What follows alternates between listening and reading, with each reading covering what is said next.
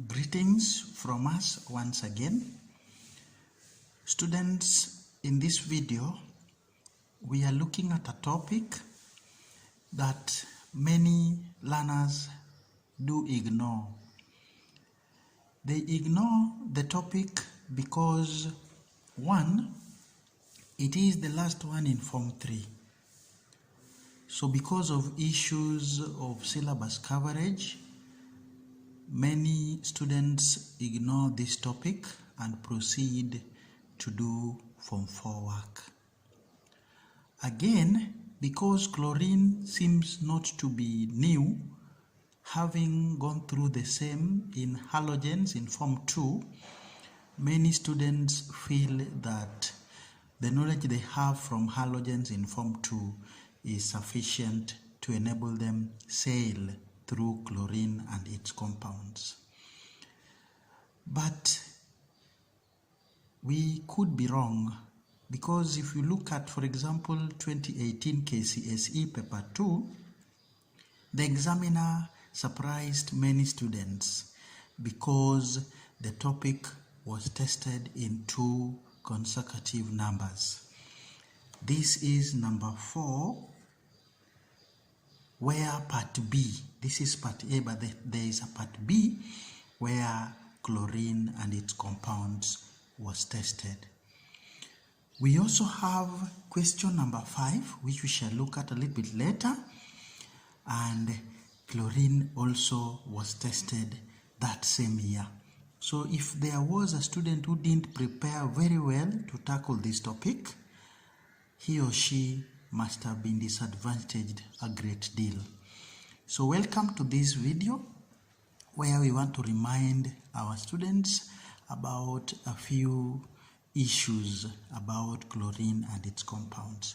So we start with 4 part A, which is not actually from the topic, but as has been our tradition, we always don't do parts of questions, we do full questions. So part B will be from chlorine, but we shall go through part A as well. So question 4, an experiment was carried out to prepare crystals of magnesium sulfate.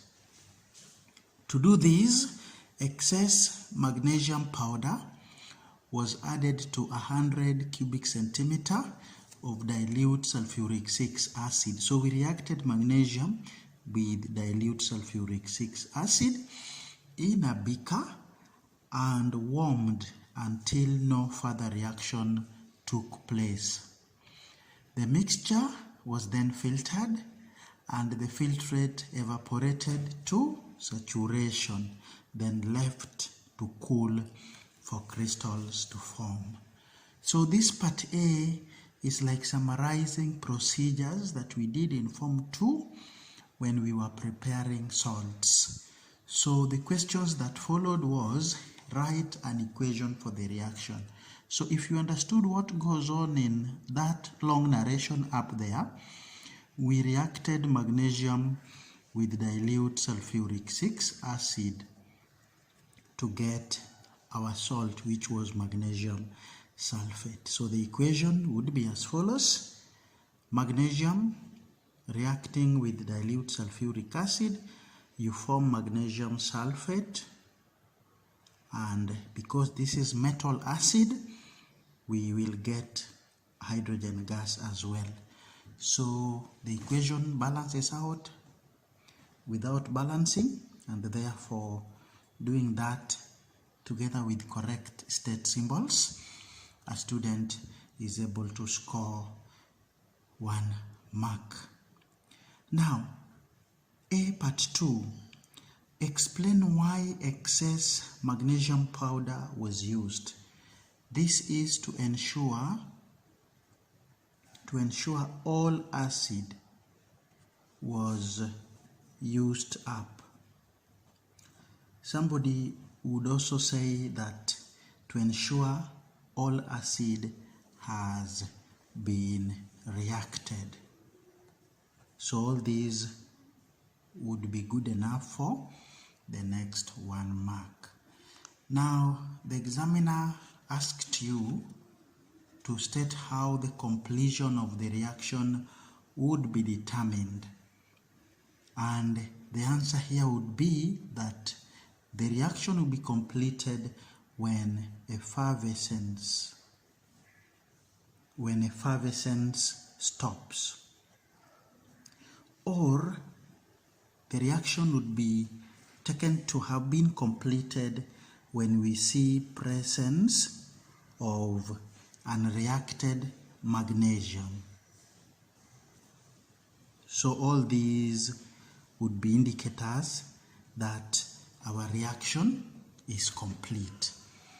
In the next question, we are being asked what is meant by a saturated solution. And this is a solution that cannot dissolve any more solute at a particular temperature. At a particular, or another student would say at a given temperature. Yes.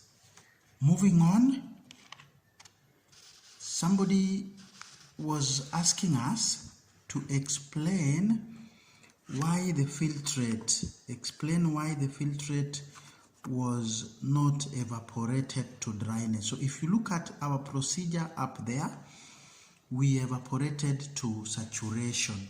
So why didn't we evaporate to dryness? And the answer here was very simple, that crystals. Remember in the instructions we were to prepare crystals.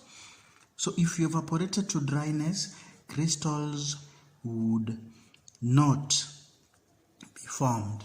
So we would be going against the instructions. We can also have an alternative answer that water of crystallization would be lost. And again, the next alternative answer to that would be that powder would be formed instead of crystals. So all these for the marks indicated. And now to part B, where the topic chlorine and its compounds was now tested. So part B, when bleaching powder, whose formula is given here, is treated with dilute nitric 5 acid, chlorine gas is released. This reaction can be used to determine the chlorine content of various samples of bleaching powders and liquids.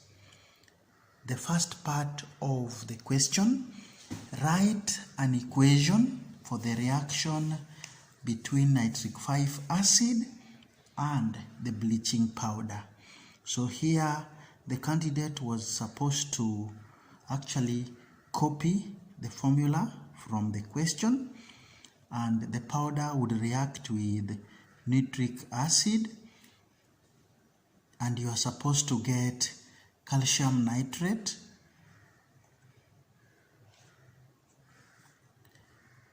accompanied by chlorine gas and some water. Then we would balance the equation with a 2 on your nitric acid for 1 mark. This is now the information that you can only get if you are a student and you went through the topic chlorine and its compounds quite well.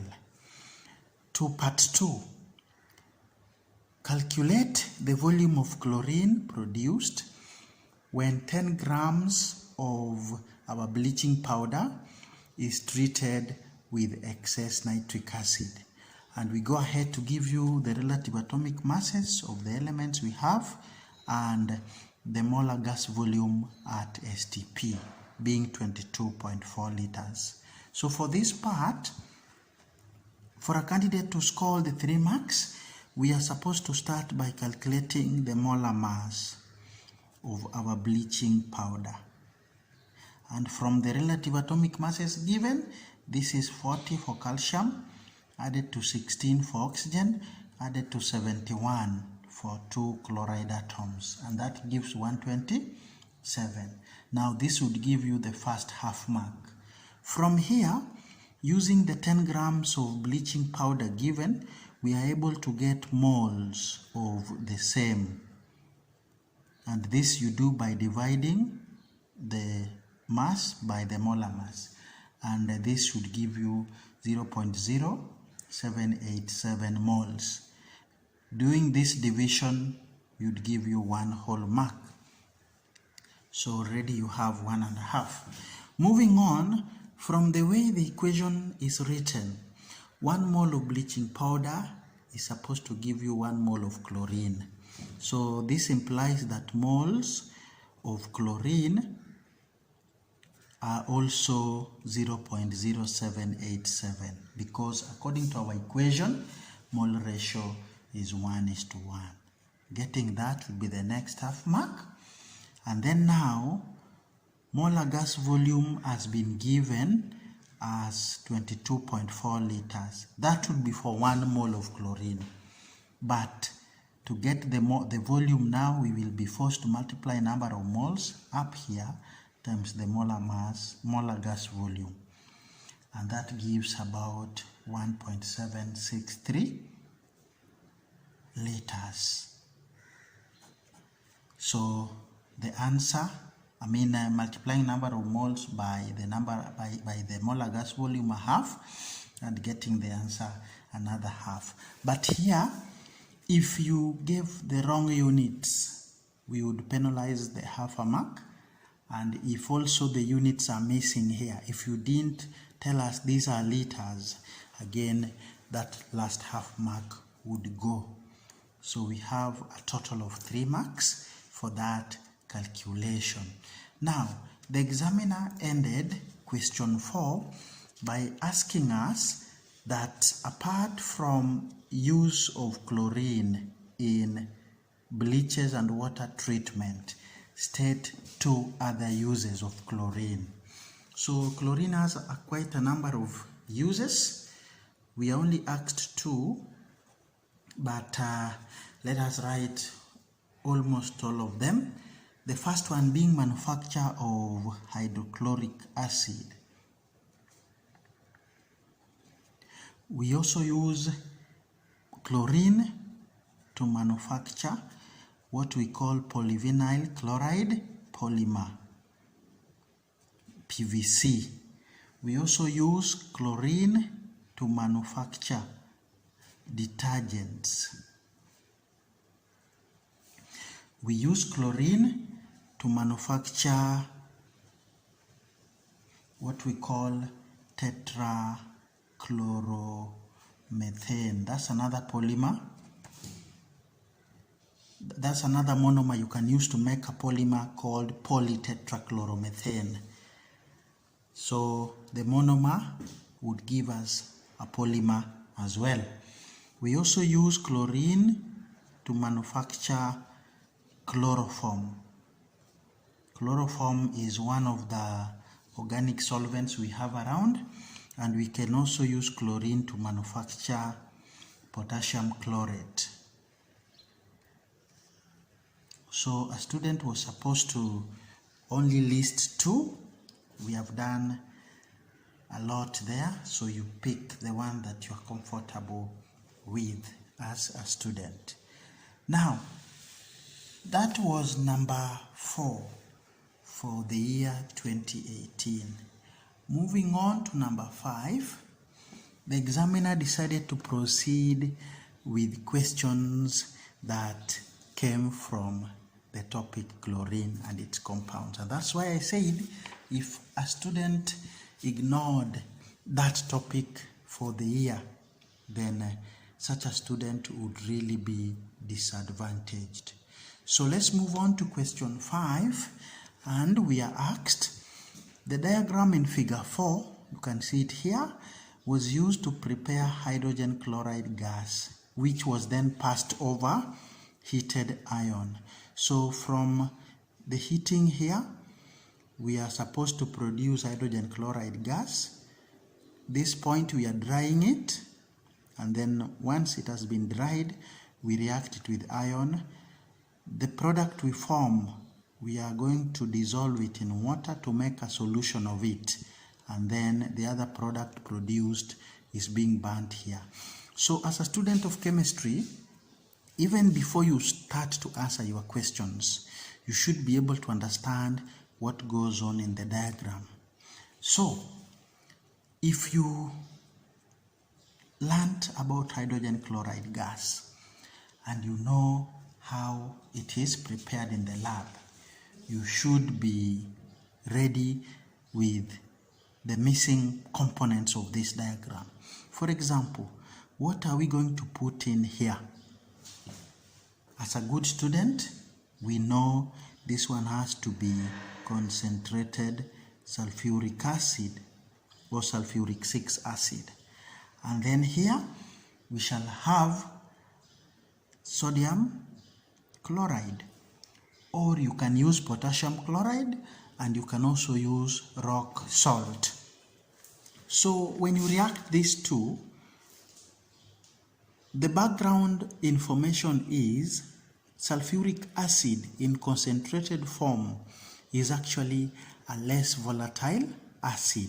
So reacting it with a salt of hydrochloric acid like sodium chloride, the sulfuric acid is going to release the hydrochloric acid from its salt in form of a gas, because it is a more or a lesser volatile acid as compared to hydrochloric.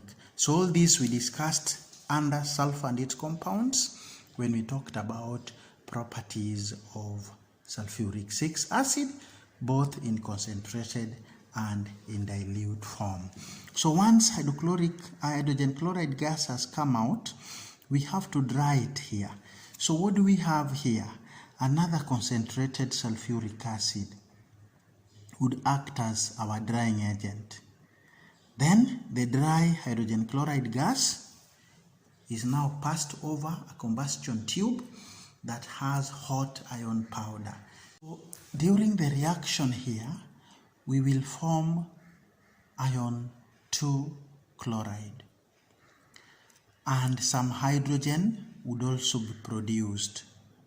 So the hydrogen is what we are burning at this point, and then any unreacted hydrogen chloride gas we are dissolving in this solution to give us now the aqueous hydrogen chloride, which we at times call hydrochloric acid. So we have understood what goes on in the diagram, and this is always what we advise our students to do. Before you answer any question concerning a diagram or a flow chart, kindly take some time to study what is happening. Now, we can now continue to answer our questions because we have understood what goes on in the diagram. So give a pair of reagents that will produce hydrogen chloride gas in flask A. We already have the answers. As indicated above, we need concentrated sulfuric 6 acid and sodium chloride. We also said that if you can use potassium chloride instead of sodium chloride, the better. And you may also use rock salt. So the marks are yours if you did that. Now, name the substance in flask B. Look at our flask B, our drying agent. So again, concentrated sulfuric 6 acid would be the answer to your part 2. concentrated sulfuric 6 acid. Now, observations made in the combustion tube. So in the combustion tube, we actually reacting hydrogen chloride gas with iron powder. So iron powder is gray, and during the reaction it forms iron 2 chloride, which is green. So the answer here would be that gray powder, which is actually iron powder, changes to green. So this is marked half for gray and half for green, and they go together. Green without gray, no marks. Gray without green, no marks as well. So this you get when you understand that iron reacts with hydrogen chloride gas to form iron 2 chloride, which is green in color. Now, write an equation for the reaction in the combustion tube. So this we have just said that iron, which is in powder form, is reacting with hydrogen chloride, which is a gas, and you form iron 2 chloride, which is a solid, and hydrogen gas comes out as another product. We balance with a 2 on hydrogen chloride gas. Now, testing for presence of hydrogen chloride. So, we normally test for hydrogen chloride gas by introducing ammonia gas. So, hydrogen chloride gas is subjected to direct contact with ammonia gas. Then what happens? What happens is that we will form white fumes. You can also call it white solid. Somebody can also call it white substance. And even white cloud is allowed, is formed.